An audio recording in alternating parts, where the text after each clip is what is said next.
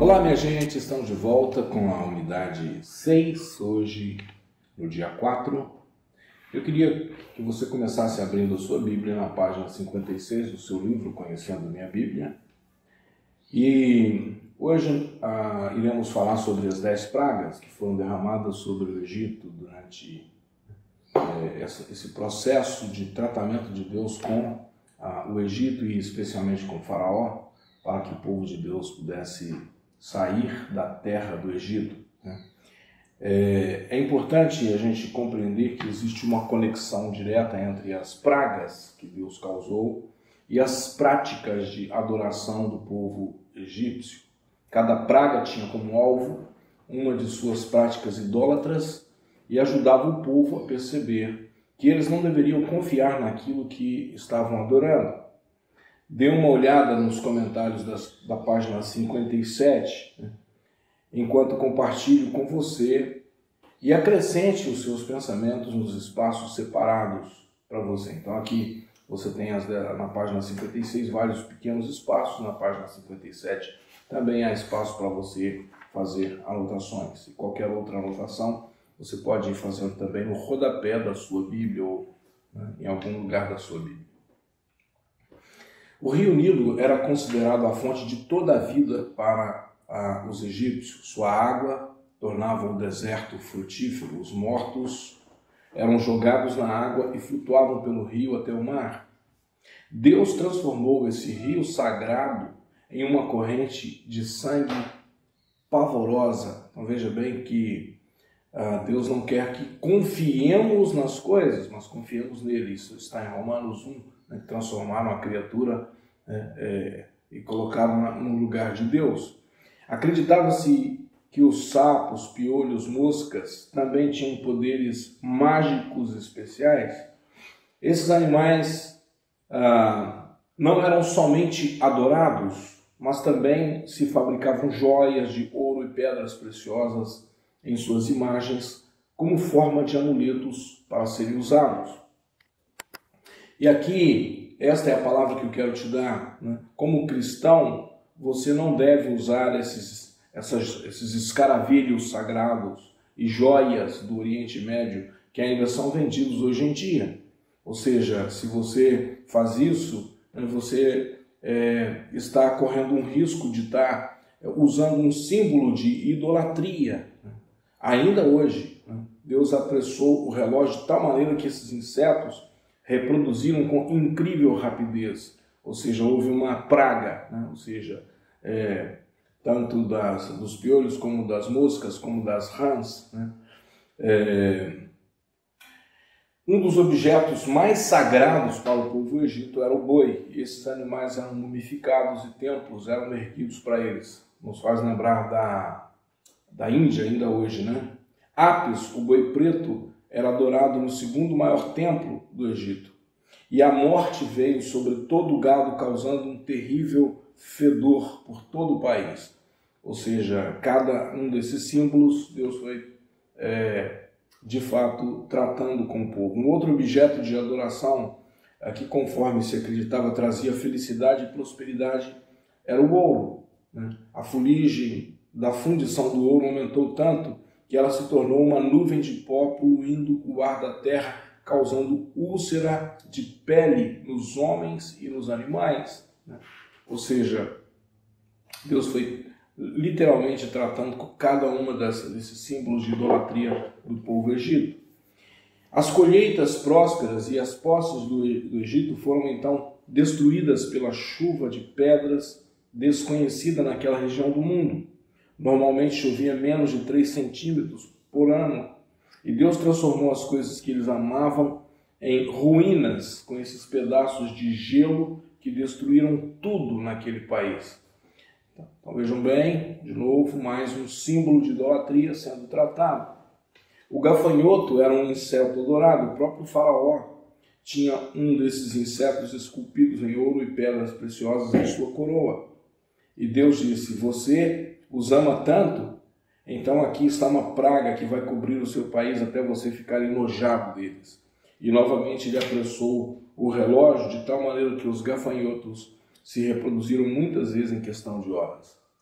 Aí chegamos ao objeto realmente importante na adoração pagã, e inclusive esse objeto até hoje, né? O Sol, né?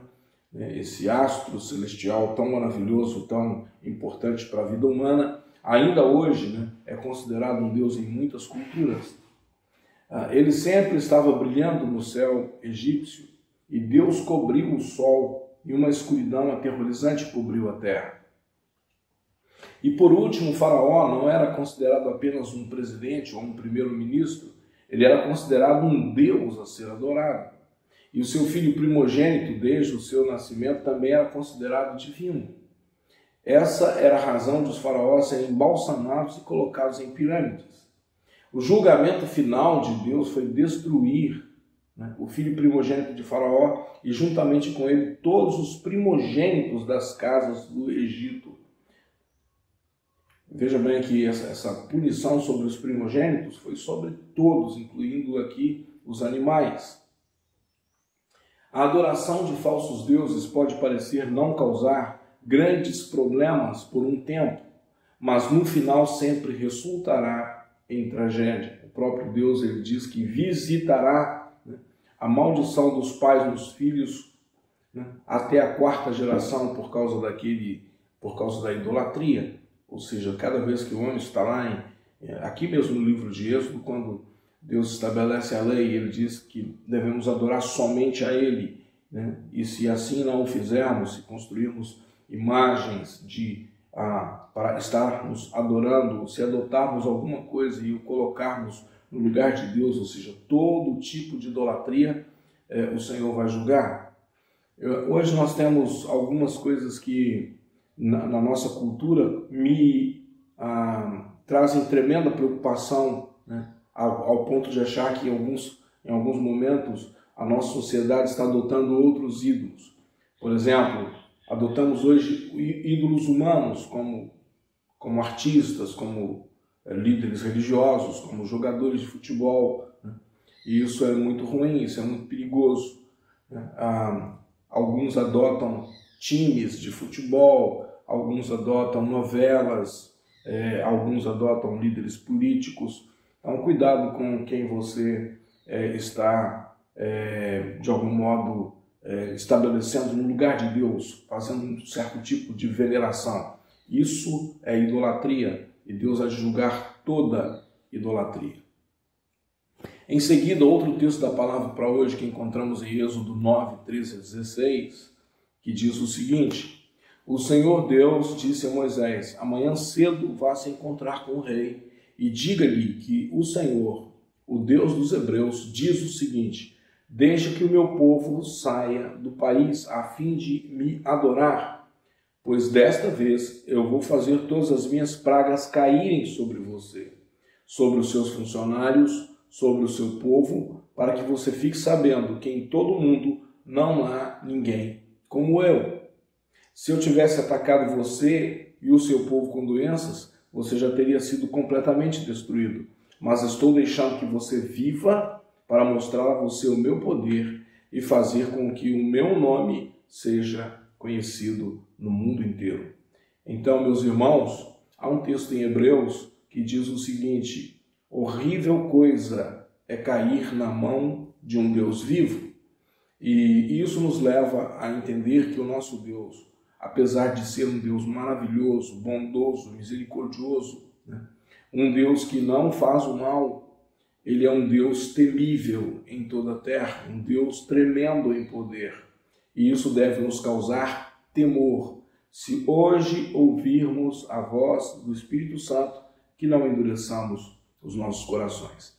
Essa é a nossa meditação de hoje. Eu queria que você fizesse uma reflexão na sua vida, veja se existe algum ídolo estabelecido, alguma área da sua vida que Deus ainda não tem o absoluto controle, que outra coisa está controlando essa área da sua vida, e tome uma decisão, né, de colocar o Senhor no controle, de deixar essa área da sua vida para o controle do Espírito Santo.